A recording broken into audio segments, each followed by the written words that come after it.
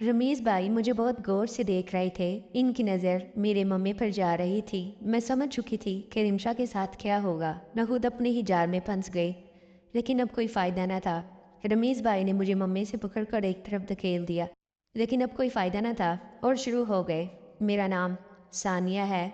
मेरी उम्र 18 साल है। मैं लाहौर में रहती हूँ। मेरे अब्बू दुबई में काम करते हैं। वो 8 साल पहले ही दुबई चले गए थे, क्योंकि पाकिस्तान में उनका काम सही नहीं चल रहा था। घर में मैं, अम्मी और भाई ही होते हैं। मेरे भाई का नाम रमीज़ है।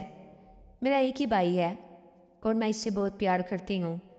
इस वक्त की बात है जब मैं और भाई मैट्रिक के पेपर देने के बाद घर में फ्री थे और आगे कॉलेज में एडमिशन के लिए इंतज़ार कर रहे थे।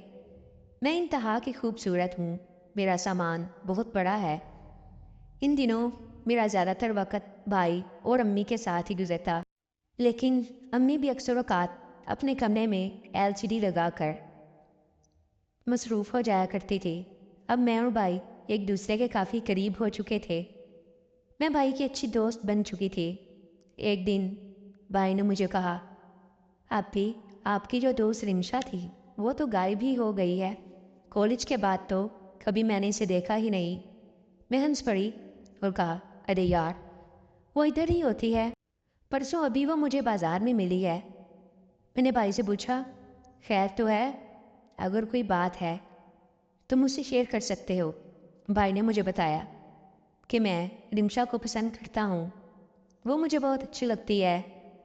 मैंने रमीज़ भाई से कहा, "रिमशा को इन बातों में कोई दिलचस्पी नहीं है। वो तो अपनी पढ़ाई पर बहुत फोकस करने वाली है और तुम तो मुश्किल से पास होते हो।" जब मैंने ये कहा तो मेरी हंसी निकल गई। रमीज़ भाई ने कहा, "मैं सीरियस हूँ आपी।" तो मैंने कहा, "चलो, मैं इसे कल बुलाऊंगी।" रमीज़ भाई बहुत खुश हो गए। मैंने रिमशा से फ़ोन पर बात की और इसे कहा कि यार हमारे घर आ जाओ, काफ़ी देर हो गई है।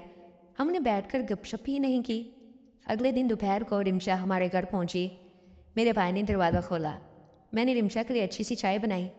फिर हम दोनों मेरे रूम में चले गए। फिर हमने काफ़ी टाइम अपनी पुरानी यादें ताज़ा की। अपने कॉलेज के दिनों को याद करने लगी कि वो कितने अच्छे दिन थे। अब न जाने यूनिवर्सिटी में कैसे दोस्त बनेंगे। मैंने रिमशा से कहा, "मुझे तुमसे एक फ़ेवर चाहिए।" तो वो बोली, "कैसा फ़ेवर?" तो मैंने इसको बताया कि रमीज़ भाई तुम्हें लाइक करते हैं, इसे तुम अच्छी लगती हो। मुझसे बार बार बोल रहे थे कि रिमशा से बात करके पूछो कि इसके दिल में क्या है। रिमशा ने जवाब दिया कि यार तुम्हें पता तो है मैं ऐसी वैसी नहीं हूँ। तुमने मुझे इसलिए घर पर बुलाया है। मैंने कहा, "नहीं नहीं यार, गुस्सा मत करो, मैं तो वैसे ही पूछ रही थी।" रिमशा ने कहा, "नहीं यार, मैं जब तक अपने पाँव पर ना खड़ी हो जाऊं तब तक मुझे सिर्फ खुद पर फोकस करना है।" कुछ देर के बाद रिमशा अपने घर चली गई। जब मैंने भाई को ये बताया तो भाई का तो दिल ही टूट गया। भाई बहुत नाराज़ हुए। मैंने कहा, "इसमें मेरा क्या कसूर है?" भाई ने कहा, "कुछ नहीं आपी, कोई बात नहीं।" अगले 2 दिन तो भाई ने मुझसे काफ़ी मूड बना लिया। एक रात मैं भाई के कमरे में गई और कहा, "रमीज़ भाई, छोड़ो गुस्सा, मुझसे क्यों नाराज़ हो? मैं तो तुम्हारी दोस्त हूँ ना, दोस्तों से नाराज़गी कैसी?" ये कहकर भाई के पास बैठ गई। मैंने कहा, "आज से मैं तुम्हारी रिमशा हूँ, इसलिए मुझसे वैसा ही सलूक करो। चलो नीचे, अब अम्मी बुला रही हैं।"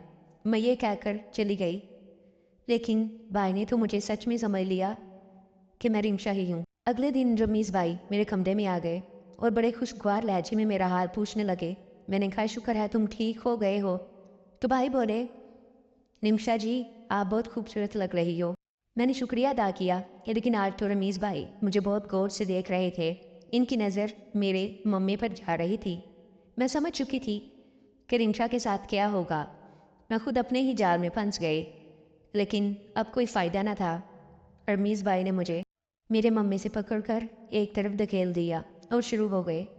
मैं ऐसी वादियों में खो चुकी थी जिनमें जाकर सुकून और बढ़ता ही चला जाता है। इस तरह मैंने काफ़ी सुकून हासिल किया। अब मुझे इसकी आदत हो चुकी थी क्योंकि मैं रिमशा बनी हुई थी। इस तरह रमीज़ भाई ने गुज़रते दिनों के साथ रिमशा से सुकून लिया। दोस्तों, اگر آپ کو میری ویڈیوز اچھی لگ رہی ہیں تو لائک ضرور کیا کریں اور کمنٹس پر اپنی رائے کا ضرور اظہار کریں. شکریہ.